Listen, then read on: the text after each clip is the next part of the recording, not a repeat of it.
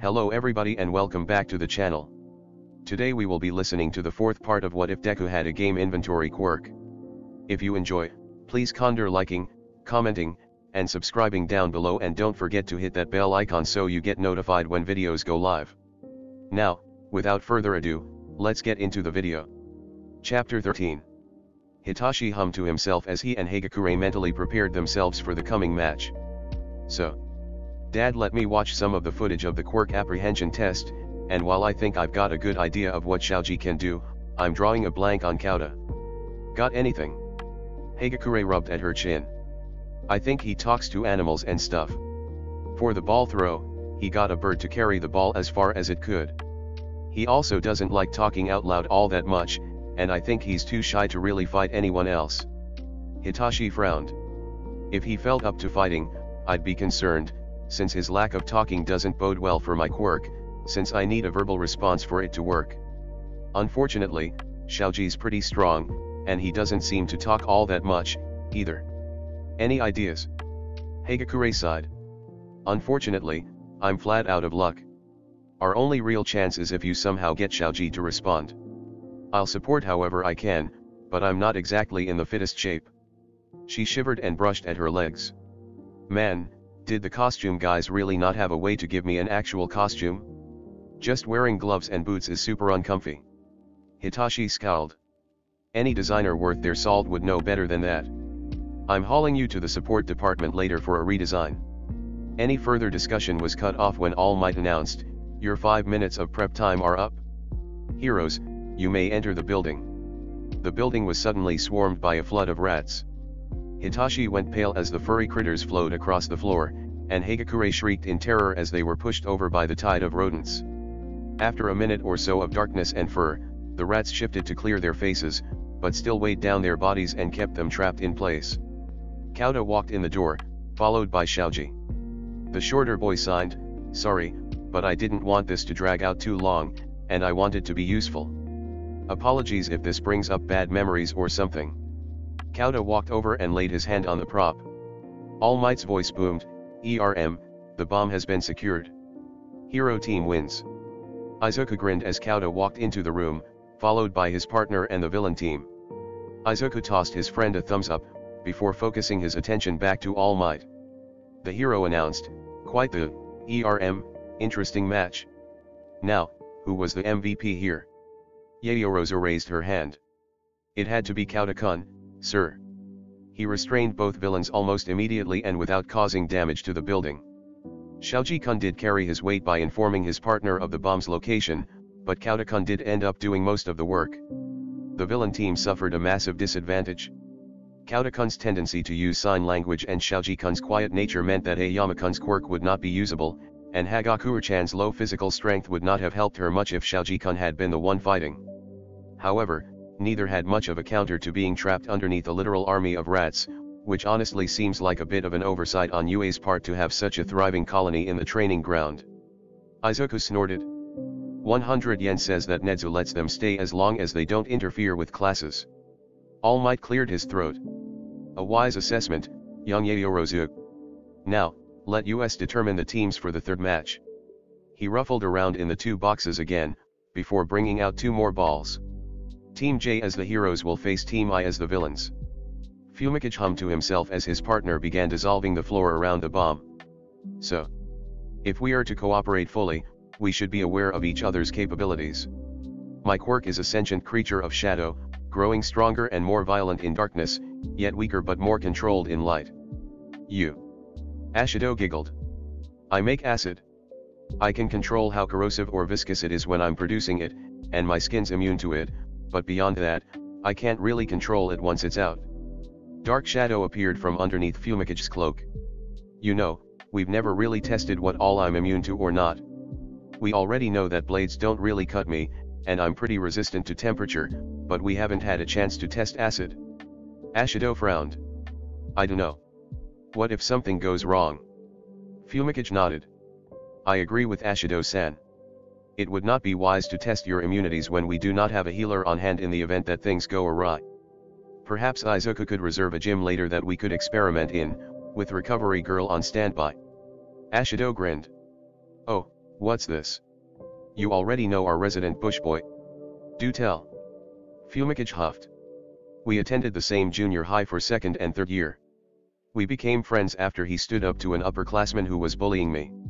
He has given us several creative uses and many questions that we have not yet answered. Ashido giggled. You're gonna have to tell me more later. Right now, though, we've got an exercise to get through. Fumikage nodded. Right. Their quirks are quite dangerous, but I believe we can find ways to counter them. Aoyama-kun's laser is bright, but slow enough to avoid, so your agility should be able to let you dodge it. Itsukun's engines make him quite fast, but speed is not much of an issue when Dark Shadow can grow large enough in darkness to block an entire hallway. Ashido grinned. So, I go for Aoyama, you prioritize Itsu? Sounds good to me. Though, I noticed that most of these hallways have a lot of lights in them, and not a lot of light switches. What are you gonna do about that? Fumikage smirked and fingered the disc on his belt underneath his cloak. Izuku has shown me the value of working in the darkness, and Dark Shadow has trained to keep their emotions under control. Do not worry about us, focus on your opponent. Ashido chuckled as the two of them stepped out into the hallway, having just finished melting most of the floor around the prop bomb. Sure thing, partner. Let's do this. All Might's voice rang out, your prep time is over. Heroes, you may now enter the building. Fumikage jumped down the stairwell, Dark Shadow settling on top of his arms and allowing him to catch the railing on the second floor. Ashido leaped down after him, and Dark Shadow caught her in a large, dark claw, depositing her on the third floor. She gave him a two-fingered salute, before running off down the hallway. Fumikage chuckled to himself, before proceeding down the hall on his floor. Reaching under his cloak, he removed the disc from his belt and tossed it upwards.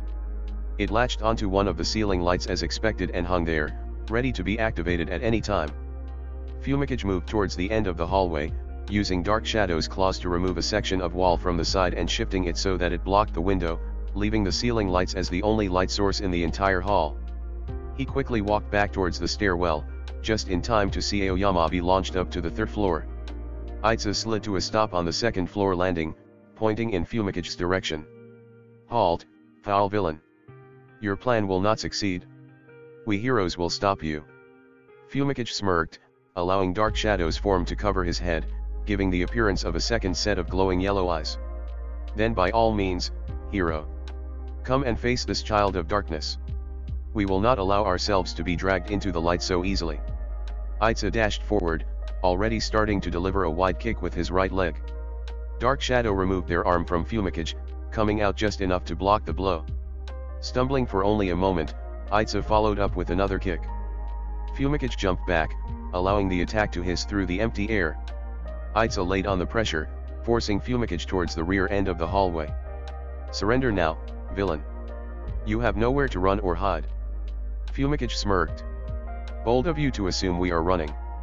Itsu's leg swung out in another roundhouse kick, and Fumikage jumped forward.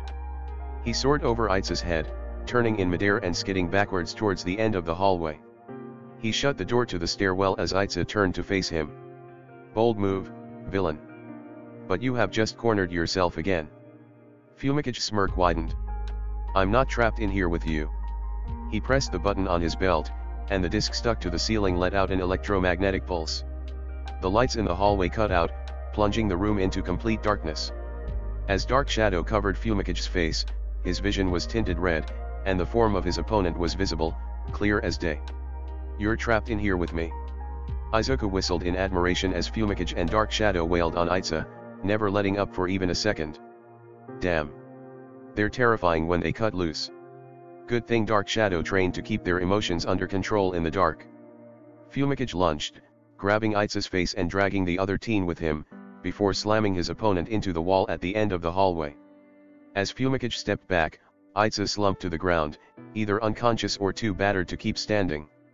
Fumikage pressed another button on his belt, and the EMP on the ceiling deactivated, allowing the lights to turn back on. Dark Shadow retreated under Fumicage's cloak, and the boy stepped forward, wrapping his capture tape around Itsu's legs. As All Might announced Itsu's defeat, Izuku switched his attention to the screen showing Aoyama's fight with Ashido. The blonde wasn't doing well, already showing signs of stomach pain as the pink-skinned girl skated around his blasts without a single scratch on her. As Ashido ducked around another shot, she sped past Aoyama with barely an inch between them. The boy's belt suddenly fell away from his armor, and what looked like droplets of light started oozing out of the blonde's belly button. Aoyama frantically started scrabbling at the ground, his visor apparently not doing his vision any favors as he tried to find his belt. Ashido slid over and wrapped her capture tape around the blonde's arms, before picking up the belt and reattaching it to his waist. Aoyama sobbed with relief and wrapped her in a hug, and she awkwardly patted his head as All Might declared the villain team the winners. A few minutes later, the 4 students walked into the observation room, wearing expressions of triumph and defeat. All Might boomed, "A stellar performance. Now, who would you say the MVP was this match?" Yaoyorozu spoke up, "I would say that both Tokoyama-kun and Ashido-chan were the MVPs. They clearly planned out who would deal with which hero from the start, and both developed plans to counter their respective opponents. Tokoyama-kun trapped Itsuka-kun in a narrow hallway where speed would not do him much good, and disabled the lights in order to power up his quirk to increase his advantage. Ashido-chan outmaneuvered Aoyama-kun's laser and wore him out, before removing the belt that he needs for his quirk in order to cripple her opponent and secure her win. In addition, the villains cut off easy access to the bomb ahead of time, which meant that even if the heroes had gotten past them, it would still be well defended." Izuku nodded along with the explanation, and the rest of the class voiced their assent. Ashido grinned and held up her hand, and Fumikage smirked and returned the high five. Itsu removed his helmet with a sullen expression, and Aoyama patted his teammate on the back before heading towards a silent corner of the room. All Might announced, "Very well. Now, let's see who will be our teams for the 4th match." He ruffled around in the boxes for a bit, before pulling out 2 balls. Team A as the heroes will face Team E as the villains. Katsuki checked over his gauntlets, noting that the firing mechanism looked functional, but thankfully wasn't active, meaning there wasn't a chance he could misfire and seriously harm the other team or the building. "So, Frogger. We're up against a girl who hears practically everything and a guy who's a walking taser. Thoughts?" She frowned. "I'd prefer if you called me Tsu, or at least my name, Kuro." Katsuki winced. "Sorry. I can't connect names to faces for shit. I'm working on it." She sighed. "Fine, Kuro. So, Jiro-chan has really good hearing, and Kaminari-kun generates electricity, right?" Katsuki nodded. "Bose also has a few speakers on her costume, and if she plugs her jacks into them, she can blast sound waves. I probably shouldn't go against Pikachu, since his electricity can detonate my sweat. That, and I know more about Bose's fighting style than I do about Pikachu's. Granted, that's assuming he has a fighting style at all. From what I know, he's in the habit of using huge blasts that make him go brain dead if he uses too much juice. Think you can handle that?" His partner hummed. "I think I remember something from my junior high science classes about electricity being more effective on something that's grounded, Kuro. And I'm really good at jumping." Katsuki grinned and snapped the handles into place on his gauntlets. "Gotcha. Blast, jump, profit." She nodded. "Let's do this, Kuro." All Might's voice rang out, "Your 5 minutes of prep time are up. Heroes, you may now enter the building." Katsuki headed for the door, before pausing and glancing back at his partner. "I'm gonna make some noise, try and draw their attention. I'll see if I can herd Pikachu your way while keeping Bose with me." She nodded. "Get moving, Kuro." Katsuki grinned and blasted off, quickly finding the stairwell and plummeting down to the bottom floor. See, just looking at Katsuki's costume, you'd think all of the padding would be in his upper body, to compensate for the recoil of his explosions. In truth, his boots also needed braces for his legs and feet, so that any decently sized blast wouldn't send him flying backwards. As a result, the impact from dropping 5 stories in his costume was equivalent to dropping about a foot in regular clothing. As Katsuki blasted off towards the front door, he thought to himself, Gremlin really knows her stuff when it comes to support gear. I gotta thank her for the boots and braces. He rounded the corner, grinning maniacally as Bose and Pikachu suddenly put up defensive stances when they saw him. Well, isn't this precious? A couple of twinsies decide they want to get in my business. Tough luck, heroes. Pikachu stuttered out, where's the bomb, villain? Katsuki's grin widened. Right fucking here. He blasted forward, aiming an explosion at Pikachu's chest. The guy shrieked and covered himself in electricity, and Katsuki halted, the blast stopping mere inches from the other boy's shirt. He grabbed Pikachu by the neck and chucked him towards the stairwell. "Come on, I thought heroes were better than this. Give me a challenge." He nimbly leaned back to avoid the jack stabbing through the air at his face. Bose shouted, "Kaminari, go. The bomb's gotta be on the top floor. I'll hold him back." Pikachu quickly gathered himself and ran up the stairs, and Katsuki grinned. "Are you sure about that? Now you're all alone against the big bad Bakugo. You should have kept your partner with you so that you had a fighting chance." Bose smirked, and her jacks plugged into the speakers on her gloves. She banged her fists together, and Katsuki grinned wider at the clear sound of the brass knuckles underneath. "Come on, Blasty. You're mine." Katsuki let out a bark of laughter. Wouldn't have it any other way. Izuku watched with anticipation as his girlfriend and best friend traded blows back and forth on the ground floor. Glancing over at the other screens, he could see Kaminari standing outside the bomb room, seemingly trying to psych himself up. Izuku quickly turned his attention back to the duel between Kyuka and Katsuki. She was giving the blonde a run for his money, able to displace his explosions with sound waves from her speakers, and every time she landed a punch, she would let out blasts of sound that Izuku knew for a fact were steadily dealing damage to Katsuki. Of course, Katsuki was dangerous both with and without his explosions, and she was forced to avoid his punches, kicks, and knee strikes. A sudden flash from one of the other monitors grabbed his attention. Kaminari was currently fighting Azui, his hands covered in electricity as he threw clumsy punches. The frog girl was clearly more in her element, able to easily outmaneuver her opponent and get through his poor defenses. Azui darted behind Kaminari and lashed out with her tongue, looking like she was going to wrap it around him. Immediately, Kaminari's whole body lit up with electricity, but it had been a feint. Azui's tongue whipped away from Kaminari, and she leapt from the ceiling, putting a good bit of distance between herself and her opponent. After a few seconds, the discharge cut off, and Kaminari stood there with a dazed expression. Azui quickly darted forward and wrapped her capture tape around her opponent. All Might announced, "Young Kaminari has been captured." Immediately, Kyuka redoubled her efforts against Katsuki, her faster heart rate increasing the strength of her sound waves. Her punches started flying faster, and Katsuki was forced to go on the defensive as he ducked and weaved around her attacks. Her fist flew towards his face, and he was forced to catch it in his hand. A sound wave blasted Katsuki into the stairwell, crashing through the railing and leaving a crater in the wall. Kyuka ran into the stairwell and glanced upwards. She raised her fist and, to the gasps of the other students, punched the floor. Another sound wave blasted out, and the recoil sent her flying up to the top floor in seconds. In midair, she let out another sound wave that sent her flying into the hallway leading to the bomb room. Izuku rocked back and forth on his heels, his hands clenched at his side as Kyuka ran into the room with Azui. The frog girl shot her tongue out, but Kyuka was clearly running high on adrenaline. She darted to one side and punched, a sound wave from her glove blasting Azui into the wall. Kyuka ran forward, hand outstretched as Katsuki blasted around the corner, changing directions on a dime and heading towards Kyuka.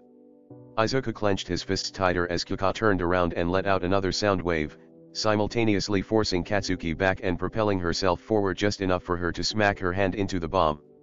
All Might boomed, "The bomb has been secured. The hero team wins." Kyuka stumbled into the observation room about a minute later, exhausted but grinning. Izuku immediately ran over and pulled her into a hug, causing All Might to blush while a few wolf whistles rose from the crowd. "You did good." She smirked. "Of course I did. You gave me the idea for soundboxing style, after all." "What, you didn't have faith in me?" Izuku shrugged. "Faith is one thing. Going up against Katsuki is a totally different thing." Kyuka chuckled. "Fair enough." All Might cleared his throat. "Yes, well, in any case, let us decide who will take which role for the final match." He took out the black box and ruffled around in it for a while, before pulling out a black ball with the letter F on it. Team F as the villains will face Team H as the heroes. Kyuka gave Izuku a quick peck on the cheek. "Good luck out there. And I better not catch you doing some hanky-panky with Okako while I'm not there to kick some sense into your ass." Izuku grinned and returned the kiss, before pulling his headphones up over his ears, nodding at Okako, and heading outside towards the assigned building. Chapter 14. Izuku leaned against the outside of a nearby building, staring up at the one across the street that housed the fake bomb. Alright, this is the last match of the day. Do we put on a show, or do we go for efficiency?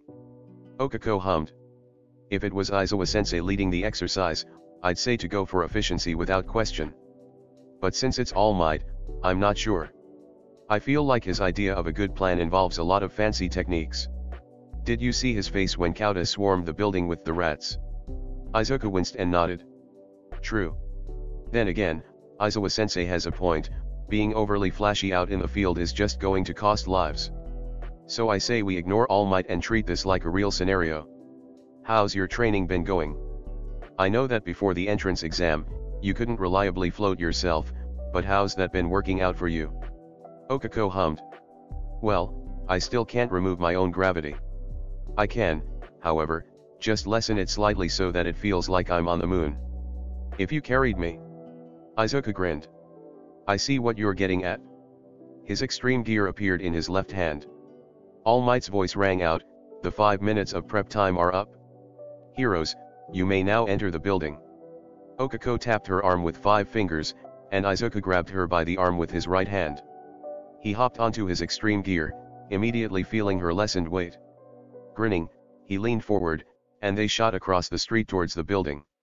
As they approached, Izuku pushed down with his back foot, and they shot up the wall, before cresting the edge of the roof and skidding to a stop. Okako released her quirk and started towards the roof access door, only to pause when Izuku held up a hand. His extreme gear dissipated, and a metal bat appeared in his hand. Carefully, he stepped towards the door, nudging it open with the bat and quickly settling into a defensive stance. Nothing happened, and he glanced back at Okako and nodded. Together, they silently crept down the stairs, and Izuku glanced around the corner as they neared the stairwell on the 5th floor. He watched as Sato ran down the stairs, swallowing some kind of powder as he passed. Shiro used the tape from his elbows to set up a barricade in the hallway leading from the stairs, before heading down to the 4th floor for surveillance. Izuku and Okako quietly moved back up to the roof, and Izuku's bat disappeared.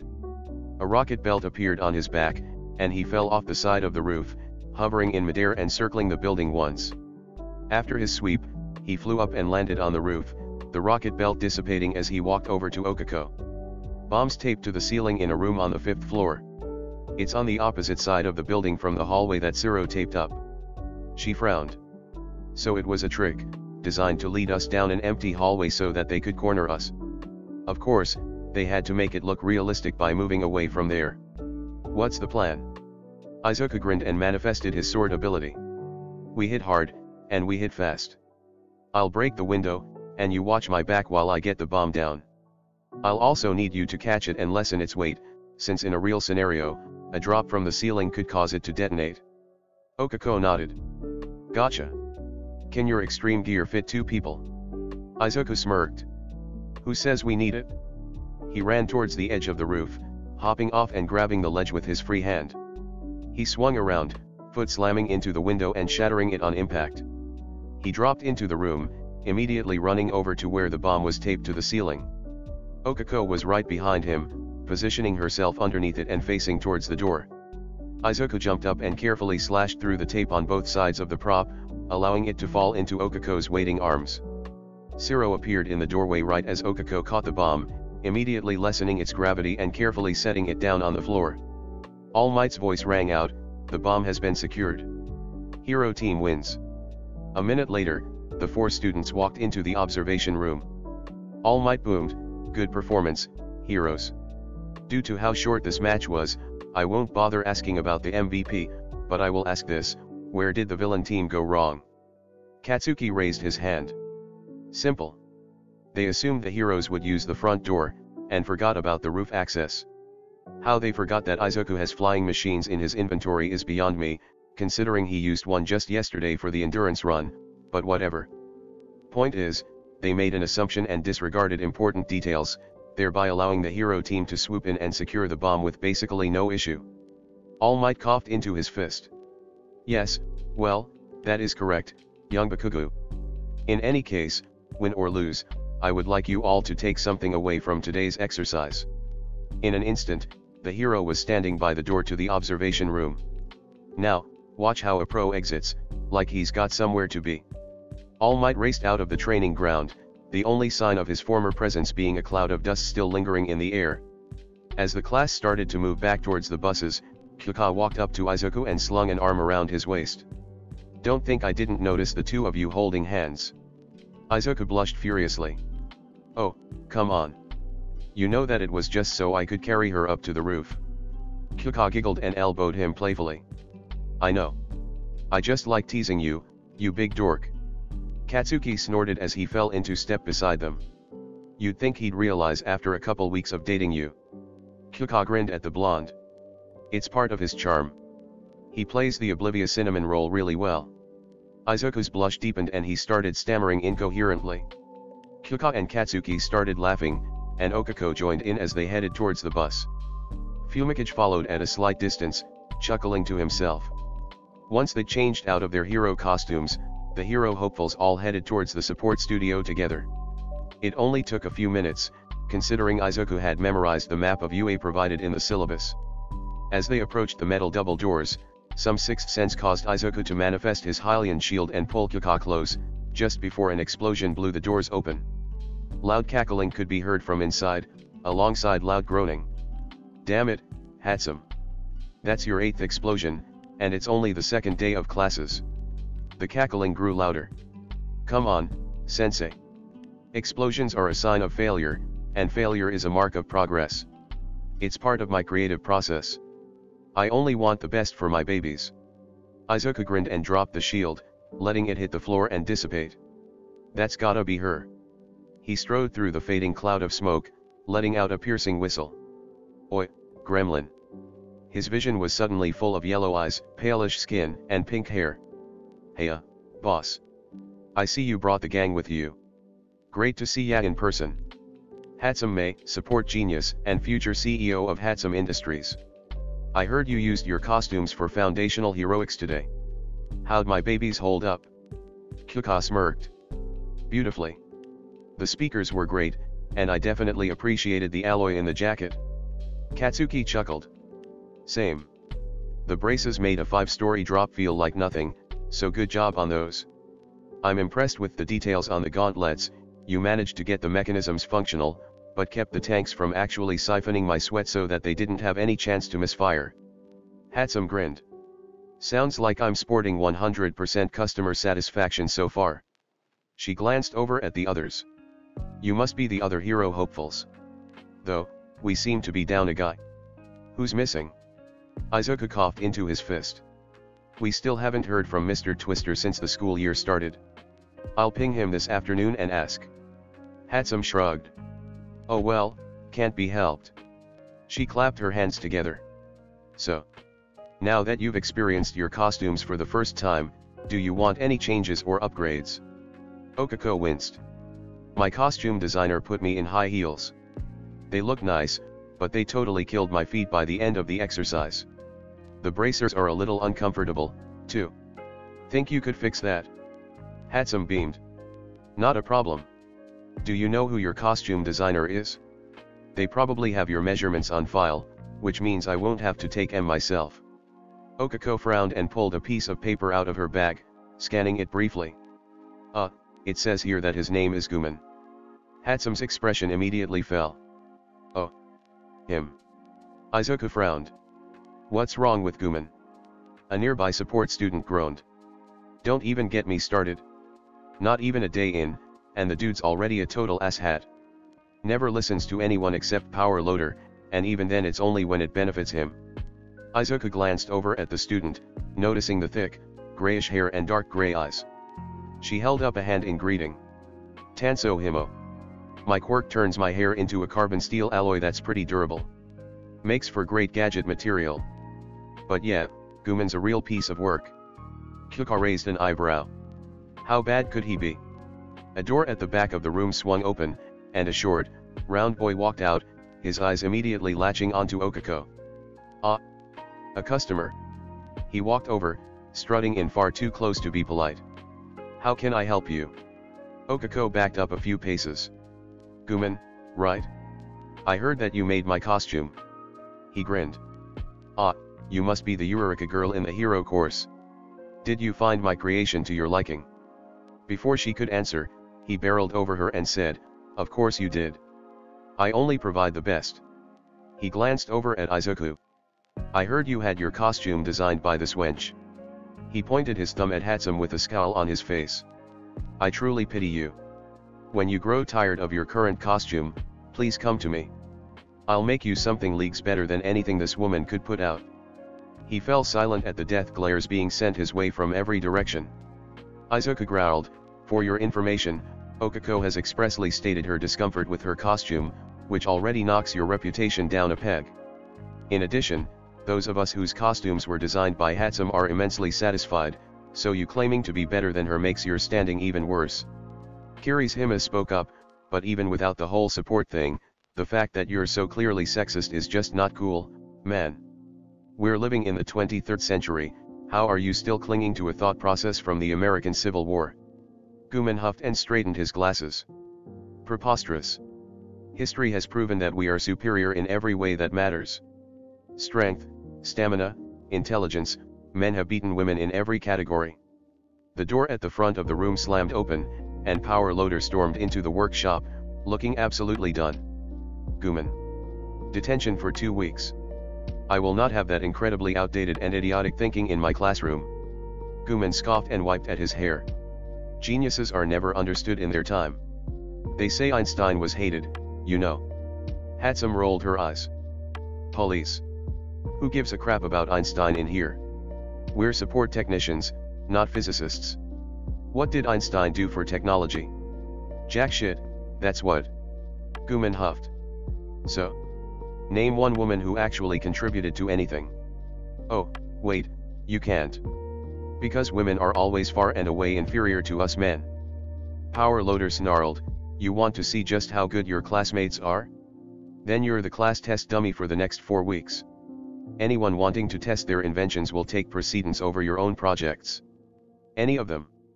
Guman finally went pale. But, sir. No. I do not allow sexism or arrogance in my workshop, and you've proven yourself to be a fountain of both. UA does not tolerate that sort of behavior. Hatsum pulled a monkey wrench out of her toolbox and smacked it against her palm threateningly. You want to see inferior, bub?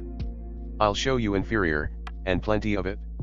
The next morning, Izuku, Katsuki, and Kyuka rounded the corner between the train station and UA to find a crowd of people standing in front of the entrance. The blonde mused, what the hell is that about? Izuku noticed cameras and microphones being waved around, and he groaned. Fucking great. Reporters. Fumikage grunted, having just caught up to the trio. If only I could keep my costume's EMP with me at all times. Katsuki huffed. Whatever. Let's at least figure out if we can get around them. As they approached, they could see the reporters hounding various students as they tried to push their way through the gate. Izuku heard one reporter shout, what's it like to be taught by All Might? He groaned again. They're here because All Might took up a teaching position. They keep hounding the first years, which I'm pretty sure is illegal. Kyuka patted him on the arm. Give 'em hell, babe. Izuku grinned, before walking forward, mentally checking his inventory to see if he'd stocked anything electrical.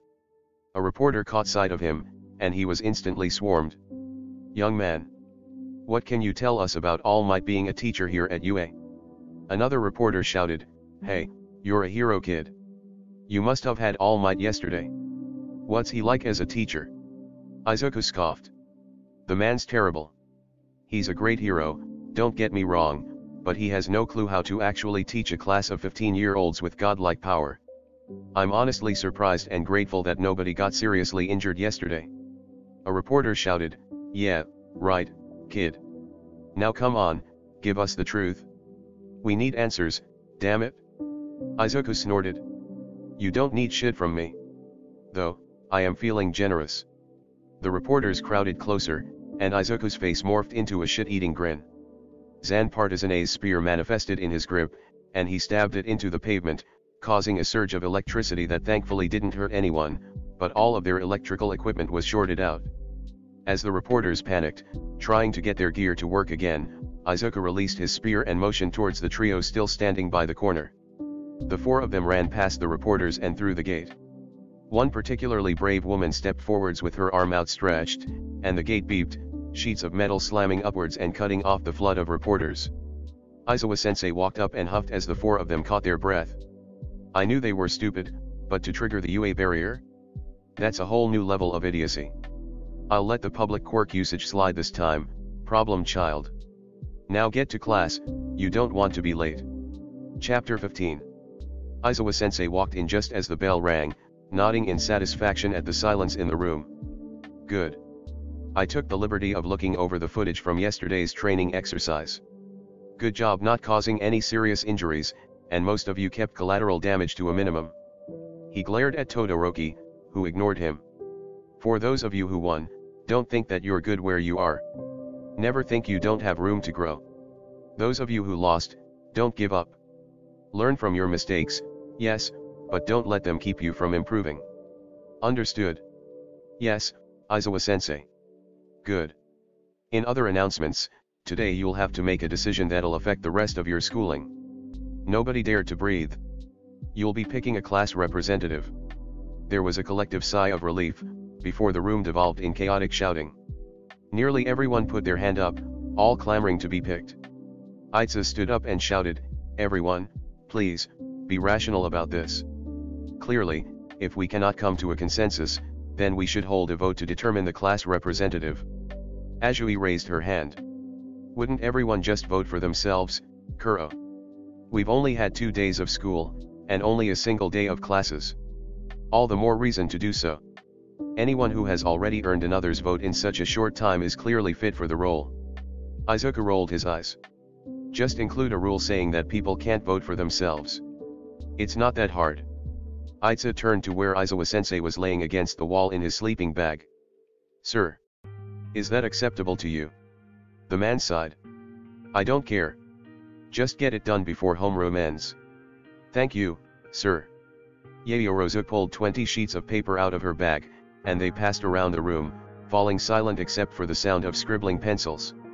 Once everyone had put down their pencils, Aiza went around and collected the votes, sifting through them before writing the results up on the board. Midoriya Izuku, 9 votes. Yaoyorozu Momo, 8 votes. Bakugo Katsuki, 2 votes. Aiza Tinya, 1 vote. Aizawa-sensei sat up and huffed. There you have it. Midoriya is class rep, Yaoyorozu is vice rep. Congratulations, or whatever. Class dismissed. He stood up and hobbled out of the room, still in his sleeping bag. At lunchtime, Izuku, Kyuka, and Katsuki were joined by Yaoyorozu, Aiza, and Tsu, as Katsuki remembered she liked to be called. After the initial scarfing of food, Aiza wiped his face with his napkin and turned to Izuku. Midoriya-kun, congratulations on being voted for class representative. I must admit, I was hoping to secure the position for myself, but I am wise enough to admit that you have earned it. Izuku grinned. Not a problem, Aiza. Not gonna lie, part of me is afraid that I'm not good enough for the job, but I've recognized that as the part of me that's still waiting for the other shoe to drop. Tsu frowned. Why's that, Kuro? My quirk manifested late. Like, start of junior high late. Before then, I was diagnosed as quirkless because I hadn't presented one at age 4. I lived in an area where being the quirkless kid wasn't exactly the best position to be in. Tsu winced. That's rough, Kuro. Some of the other kids at my elementary school used to be rude to me because of how my quirk made me act. I can't imagine how bad it must have been for you when you thought you didn't have a quirk. Izuku nodded and glanced down at his tray. Sometimes, I have the worrying thought that I'll wake up, and this'll all be a dream. That I'll be back at Alderaan, quirkless and suffering. Aiza opened his mouth to say something, only to be cut off by the alarm system going off. Level 3 security breach. All students, please evacuate the building calmly. Repeat, Level 3 security breach. All students, please evacuate the building calmly. The cafeteria devolved into pandemonium, the entire student body cramming through the doors and immediately filling up the adjacent hallway. At one point, Izuku got shoved into the window, forced to look outside as his face got smushed by the tide of people. He noticed the reporters from earlier streaming through where the gate should be, and he could feel his temper steadily rising. He pulled himself up onto the windowsill, before jumping from head to head in the direction of the exit. Thankfully, or unfortunately, depending on your viewpoint, the crowd wasn't moving all that much, so Izuku didn't need to do a lot in the way of course correcting in midair. Once he got close, he crouched down and springboarded off the head of an upperclassman, landing on top of the doorframe. Turning to face the crowd, he shouted, "Everybody shut up." The crowd fell silent and looked up at him, and he pointed towards the windows. "It's just the media. Now calm down and leave through the doors in an orderly fashion. You're UA students, you should know better than to panic in a crisis." The crowd started thinning as it steadily moved out the double doors, and Izuku nodded in satisfaction. Noticing a familiar head of blonde hair in the crowd, he looked for a gap and timed it just right so that he fell from the doorframe and landed right next to Katsuki.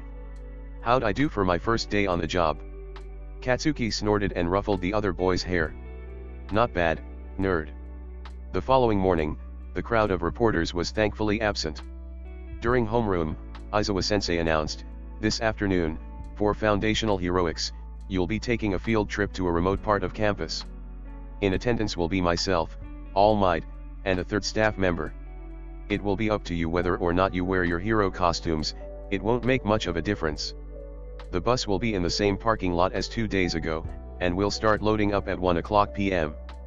That afternoon, Wanna quickly changed into their hero costumes and gathered in the parking lot just as the bus pulled up into its designated spot.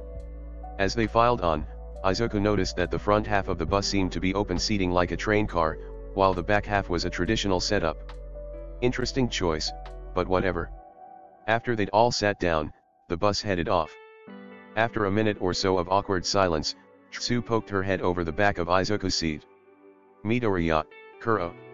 I tend to speak my mind a lot, so I'm sorry if this seems blunt, but I wanted to ask, what exactly is your quirk?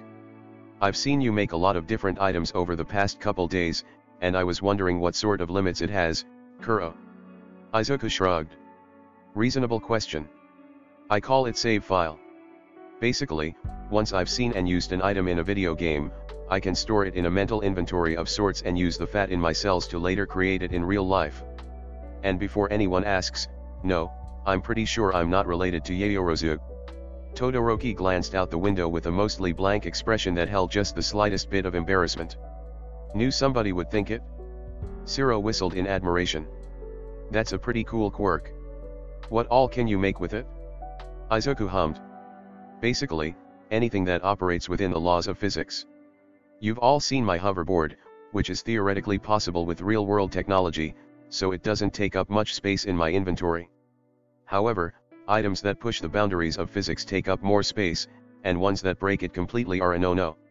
For instance, the size-changing sword I used during the entrance exam to slice the zero-pointer in half is on the pricier end of the spectrum, since while something that changes sizes like that is technically not possible, it's still mostly obeys physics, save for me being able to swing it. However, something that just outright creates other matter, like an infinity bow from Minecraft, is out of the question. I only have so much space in my inventory, and I have even fewer equip slots. There are a few things that I can store, but not equip, though that should change with training. Oh, and sentient things are also out of the question." Sato whistled. "Wow. You sure know a lot about it? Did you figure that all out yourself when training for UA?" Izuku smirked and rubbed at his neck sheepishly. "Well, I did have a little help. See, because my quirk needs me to play video games in order to have something to store and equip, I thought I was quirkless for the longest time. It was only about a month into my first year of junior high that I thought I might have a quirk, and I ended up getting an appointment with my Wakeru Mimoto to help me figure it out." Okako's eyes widened. "And you could afford it? How rich are you?" Izuku snorted. "It wasn't as expensive as it would be for most people. My Wakeru-san actually has a bit of a soft spot for people who are misdiagnosed as quirkless, considering the same thing happened to her, and she knows how bad things can get for quirkless people. I ended up getting a pretty big discount for the appointment." Everyone started talking all at once, only to fall silent when Aizawa-sensei announced, "Quiet. We're here." Izuku stared up at the giant glass dome in front of them. "UA never does anything halfway, do they?" Katsuki snorted.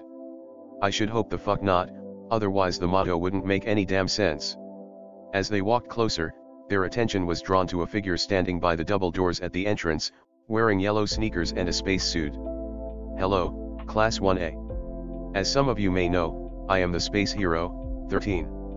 Welcome to my pride and joy of UA's campus, the Unforeseen Simulation Joint. Within are 6 zones designed to test your mettle in rescue heroics, each designed to simulate various natural disasters. Aizawa-sensei walked up to the other teacher, a scowl on his face. Where's the blonde buffoon? He was supposed to be here with you. 13 sighed. Apparently, he got held up stopping crime on his way to work. He'll only be able to join us by the end of the class. Aizawa-sensei groaned. The height of irrationality. The man has a duty to teach the students now, he can't just run off and do hero work in an area already saturated with capable heroes. He turned to face the class. Right. Unfortunately, All Might will not be able to join us for today's class, but I don't think he'll be missed all that much, considering rescue isn't exactly the man's area of expertise. 13 nodded. Now, before we head inside, allow me to say a few things. You all know my quirk, black hole, yes. Okako nodded emphatically. You've used it to help in so many rescue operations. Quite true. However, it is also a power that can far too easily kill. A hushed silence descended over the group. One thing that is important for all heroes to know is restraint. My quirk sucks things in and turns them to dust. I'm sure you'd rather not imagine what would happen if I turned that on a human being. I'm certain most of your powers are the same way. The teacher clapped their hands together. But that is why you are here. To learn proper restraint and control. My USJ is designed to help you find out new and heroic applications of your quirks. Now, let us go inside. As they entered, a chill ran down Izuku's spine. He rumbled, careful, guys. Something doesn't feel right here. Call it a hunch. Katsuki and Kaka immediately settled into defensive stances, followed closely by the rest of the hero hopefuls. The teachers and other students glanced at them in confusion, only to go pale when a small cloud of black fog whirled into existence down by the fountain. The fog grew to the height of a person, and a dehydrated hand came through, clutching the edge of the cloud. It was followed by a face covered in a severed hand, which preceded a body covered in other hands wearing dark clothing and bright red sneakers. The fog grew to enormous size within seconds, and several figures began walking through, assembling a veritable army in the plaza. A massive black figure walked out of the fog, standing behind the villain that had emerged first. Once the last villain had emerged, the fog shrank, coalescing into a figure the height of a man. The man with the hand on his face glanced up at them, and Izuku felt another chill run down his spine. Eraserhead. The guy with the severed hands is the most dangerous. The teacher nodded, sliding his goggles down over his face. Understood. 13, take the students and get out while you can. I'll hold them off while you get reinforcements. Izuku grabbed the hero's arm.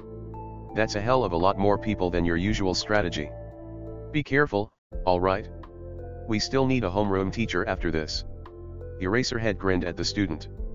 Get moving, problem child. The class needs their representative. I thought UA students knew better than to panic in a crisis. Izuku snorted, before turning and running back towards the class. They were already most of the way to the doors, being shepherded in that direction by 13 and the hero hopefuls.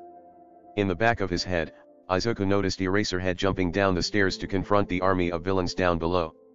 All of a sudden, the black fog from earlier swirled into existence between the class and the door, and now Izuku could make out the 2 glowing yellow eyes near the top of it. Greetings. We are the League of Villains. We have come to this prestigious school so that All Might may take his last breath. And yet, it seems he is not here. Was the information we retrieved inaccurate? Izuku inhaled sharply. These bastards caused the media break-in yesterday to get information on when All Might would be away from the main campus. They've thought this out. The Mist Man sighed. Ah well. All Might or not, my role is the same. Scatter you all and torture you to death.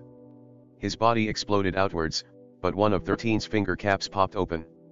A powerful vortex began sucking in the clouds of mist, and Izuku could make out a metal brace around where the villain's neck would be. He's got a physical body somewhere under all that fog. The trick is getting to it. Acting on reflex, Izuku darted to the side. With the Mist Man occupied by 13, Izuku took the opportunity to run around to the villain's back, quickly summoning his Meta Knight sword and sending a crescent shot slamming into the metal brace. The villain went down, and 13 shut off their quirk. Katsuki was on the man in an instant, pinning him to the ground by his brace. "Stay down, asshat." Izuku shouted, "Let's move it, people. Itza, run ahead to the main campus and get the teachers. You're the fastest one here. Go." The blue-haired teen nodded and sped over to the double doors, forcing them open and disappearing through the gap. Suddenly, a burst of electricity forced the doors to shut, and a blast of fire welded them together, sealing the class inside the dome. 2 villains stepped out from the plants lining the entryway, one with yellow hair and one with orange hair. The orange-haired one smirked, holding up a hand filled with blazing fire. "Well, we may not have stopped you from calling the cavalry, but we can at least have some fun with you in the time we have left." Izuku vanished, reappearing in front of the villain and knocking him out with a metal bat to the head. The yellow-haired villain turned towards him, only to be blasted into the wall of the USJ by Kyuka's sound waves. Izuku jogged over to where 13 was still standing. "We're sealed in. Even with your quirk, getting through the doors will take time, while there are still plenty of villains around that could attack us and take up your attention.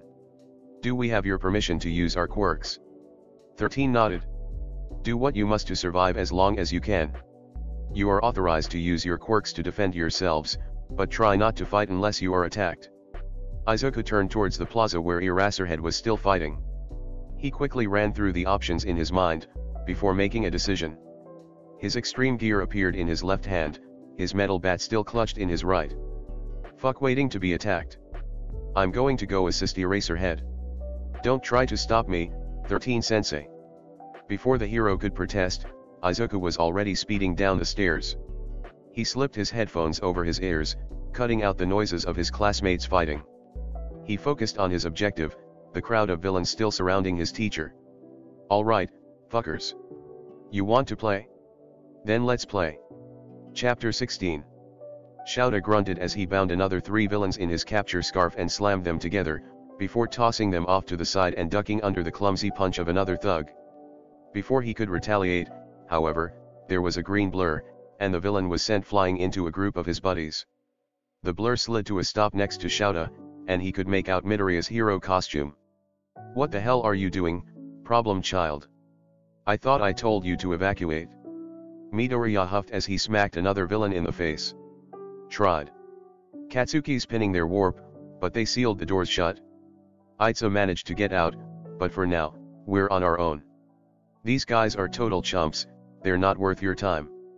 Let us handle these small fry while you go after the ringleaders." Shouta sighed, leaning back to avoid a villain's attack and punching the guy in the face. "Fine. But if you get killed, I'm finding a way to resurrect you so I can kill you again." Midoriya smirked. "Don't worry, I have absolutely zero intention of dying today. Now get moving." Shouta nodded and broke away, jumping over the heads of several thugs and landing outside the crowd, immediately running towards the villain covered in severed hands. The man started scratching at his neck. "Ah, Eraserhead, leaving your precious student to the tender mercies of villains? For shame. I thought you had a higher intelligence stat than that." Shouta didn't respond, just in case the villain's quirk relied on a vocal response like Hitashi's. Always pays to be cautious. Paranoia is an underground hero's best friend. The villain dodged around the first swipe of Shouta's capture scarf, immediately darting to the side and backing away. Shouta pursued, reactivating erasure after every blink. He heard the villain muttering numbers under his breath, and he swore internally. "He's figured out my timing. Shit. I could have sworn the goggles hid that. How'd he know?" He blinked again, and suddenly the villain was in his face again. A hand reached towards his face, and Shouta ducked, before slamming his elbow into the villain's stomach. Only for his elbow to erupt in pain. Shouta immediately jumped backwards, internally cursing as he noticed his elbow starting to flake away. "Fuck. This must have been the guy who destroyed the gate yesterday. I can't let him touch me." The villain tilted his head back, one hand rubbing at his stomach. Clearly, the impact hadn't been fully stopped by his hand. "You're so cool, Eraserhead." He held his hands out. "But you're gotten predictable. I can read your tells." Suddenly, 2 gunshots rang out. Lines of red floated in the air for a second, and both of the villain's middle fingers were blown off at the fingertip. He stood there in shock for a few seconds, before howling in pain and dropping to his knees. Glancing back, Shouten noticed Midoriya holding a sniper rifle. "Did that help, sensei?" Shouta smirked.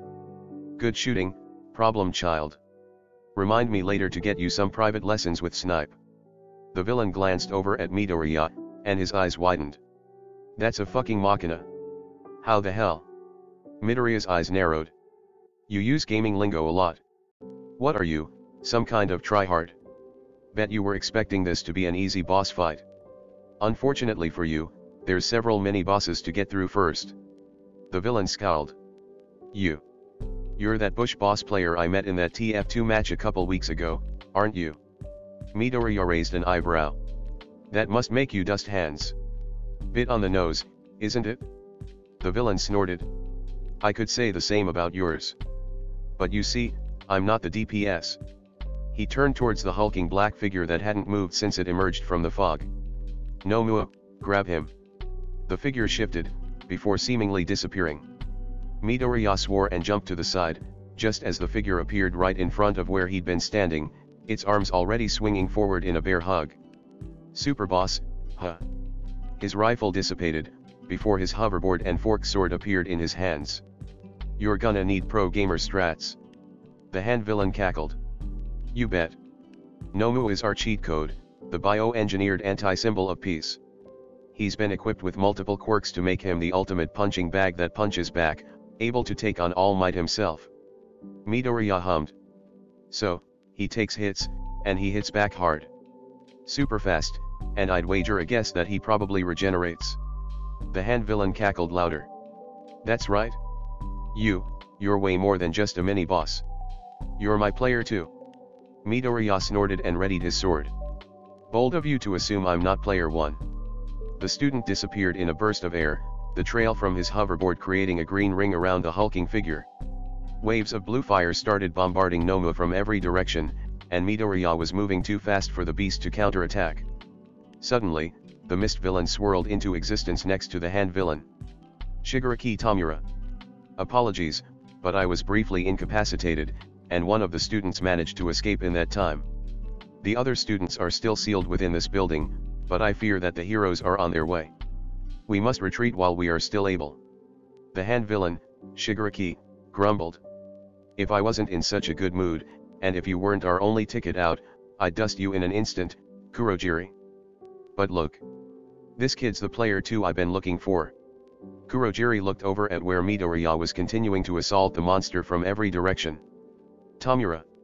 That boy will surely incapacitate the Nomua, given enough time. Should I intervene?" Shigaraki scratched at his neck. "Fuck, I hate quick time events." "Fine, if he looks like he's going to destroy it, then you can warp him somewhere else in the building. But I want to see what he's capable of." Shouta scowled and moved to step forward, but the growing pain in his elbow made him hiss and drop to one knee. Shigaraki and Kurogiri glanced over at him, and the mist villain paused. "That is Eraserhead, correct?" Shigaraki nodded and strode forward. "He's really cool. But he lowered his shields, and I managed to get a status condition on him." The villain crouched in front of Shouta. "Hurts, doesn't it?" "Decay is a really painful status condition. If you don't remove the damaged part, it'll just keep growing until it covers your entire body. And if that happens, game over." The villain stood up and stuck his hands in his pockets, hissing as he seemed to remember his severed middle fingers. "Since I'm in a good mood, I'll leave you alone for now. But if you try to keep fighting, then I'll have to order Nomu to KO you. So don't hit that continue button." A wave of blue fire flashed between the two of them, and Shigaraki stumbled back as Midoriya put himself between Shouta and the villain. "I don't know what the hell you're thinking, but stay away from my teacher." Shigaraki sighed. "Oh, right. You're a part of the hero faction, and your party doesn't like losing members, does it? Such a pain." Midoriya scowled. "When your party's limited to only a few members, you try and keep as much of your DPS alive as possible." Shigaraki let out a dry laugh. "I like you, player 2. You get me, you speak my language. Sensei's not nearly as fun." Midoriya raised an eyebrow. Sensei. Shigaraki opened his mouth to say something, but Kurogiri cut him off. Tamura, that is enough. Sensei would not appreciate you revealing his secrets at such an early stage. Shigaraki sighed. Kurogiri, I swear on my PS5, if you don't shut up and let me have this, I'm dusting your wine collection. Suddenly, the doors to the USJ blasted open, and a deep voice echoed throughout the dome. It is all right now. Why? Because I am here. Shigaraki scowled. Took the objective long enough to spawn. Nomua. Kill All Might. The beast disappeared, leaving a trail of dust as it sped towards the entrance. All Might ran down in the blink of an eye, intercepting it at the base of the stairs. Midoriya leveled his sword at Shigaraki. Hang on, now, I thought we were having a friendly chat, gamer to gamer. How come All Might seems to aggro you with his sheer presence? Shigaraki scowled and started scratching at his neck. You wouldn't understand. All Might always smiles like he can save everyone, but where was he when I was alone on the streets, tired and hungry? Everyone who passed me just looked at me with pity and moved on, expecting a hero to come along and help me. You hero brats would never understand. Midoriya sighed and stabbed his sword into the ground, leaning on the hilt as though it was a cane. I do, actually. The funny thing about my quirk, it had an obscure activation requirement. So I was assumed to be quirkless. You know how much that made me suffer? Every damn day, bullied and belittled by every fucking person around me. Several even implied that I should kill myself and stop burdening my mom by living. And yeah, there were times when I wondered why a hero didn't come and help me. I even tried to talk to a couple nearby agencies. They brushed me off the second I mentioned my quirk status. Shigaraki's eyes widened. You. Midoriya stared at the villain, his hair blowing from the clash between All Might and the Nomua. So yeah, I get it. But I chose to become a hero so that I could help people like me. People who were looked down on by society. People who believe they can't help themselves. Real life isn't like a video game, Shigaraki. We don't have mini-maps or side quest pop-ups. No alliance symbols, no health bars, no distinction between player or NPC. All we can rely on is our own vision. There's no HUD to guide us, no quests to tell us where to go and what to do. There's no tutorial on how to live, you have to make that choice for yourself. And if you let someone else choose for you, then you're the NPC. There was a huge gust of wind, and All Might punched the Nomua so hard that it went flying, crashing through the dome of the USJ and soaring off into the distance. Shigaraki raised his hand to scratch at his neck, only to pause. Kurogiri. Let's go. I need to think. The misty villain nodded, part of his body expanding to form a cloud large enough for Shigaraki to walk through. The villain glanced at where Midoriya was standing with his hoverboard in hand. Until next time, player 2. The two villains disappeared, the purple fog fading from existence just as the rest of the faculty showed up. Shouta forced himself to stand and limped over to Midoriya. I'd like to know what the hell you were thinking, problem child. You just let two very dangerous villains get away. Midoriya glanced back at him, before looking towards where Shigaraki had been standing. Is Shigaraki really a villain? Or was he coerced into the whole thing? From what I could gather, it seemed like his sensei indoctrinated him into thinking that heroes didn't care. His whole sense of reality just got thrown into question. He's not gonna make a move for a little while, and even then, it's hard to say what his next move will be. Shouta scowled. He's a villain. He attacked your class. You should have tried to detain him. Midoriya gave him a look. Is the world really all that black and white, sensei? Look me in the eye and answer me seriously. Shouta opened his mouth to retort, but then he considered it. Shit. He's got a point. Tamura stumbled into the bar, hissing as the adrenaline faded and the pain returned in full force. Fuck, that hurts. Talk about a debuff. Kurogiri hummed as he coalesced behind the bar, the mist already fading to reveal his bartender's uniform and neck brace underneath. Would you like for me to call for the doctor? Tamura froze, before shaking his head. No. I'm not sure if I want to see that wacko just yet. Player 2, for all his disgusting hero-ness. He had a point. Sensei's always told me that I'm his successor, that I'm supposed to be the next king of evil, but he never asked me if that's what I wanted. Kurogiri hummed. I am sure that sensei just believes that it is best for you. After all, I doubt that the heroes would accept someone with your quirk into their ranks. Tomura scowled. Are you sure about that? Because when I got the schedule from the teacher's lounge yesterday, I saw a photo on the guy's desk of him and a kid with purple hair. And I recognized the kid from a news article a couple years back. He's from that orphanage in Saitama that got shut down. He's the kid with the mind control quirk. Kurogiri's eyes widened.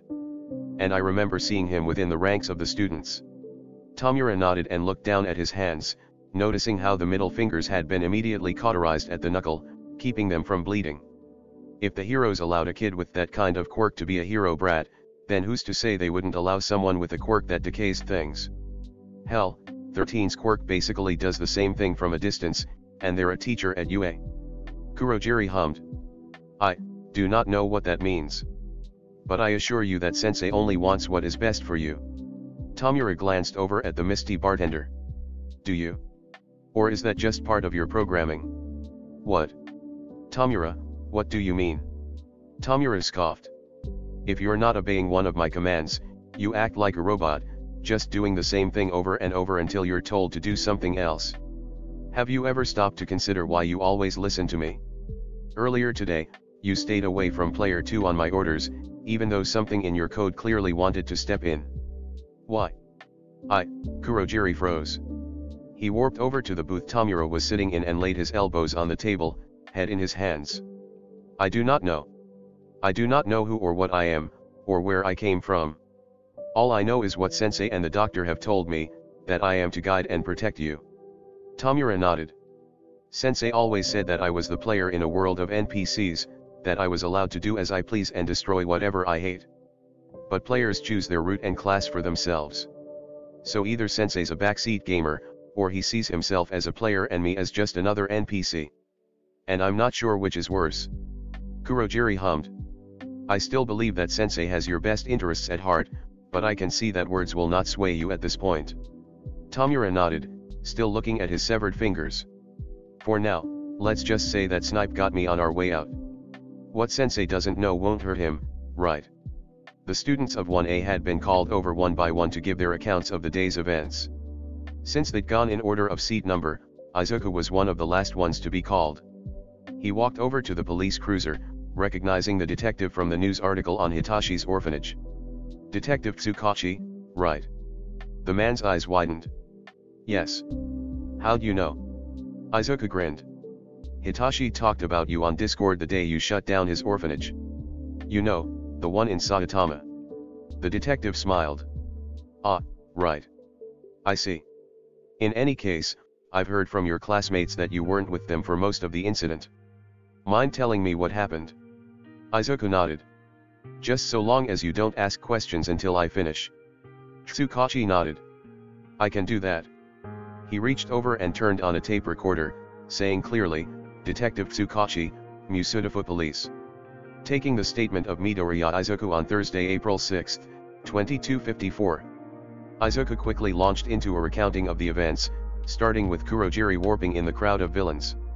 He detailed how 13 had held the villain in place long enough for Izuku to knock him down, allowing Katsuki to pin him. He mentioned how he'd ordered Itza to run ahead to campus, only for the doors to be welded shut as soon as the other boy got out.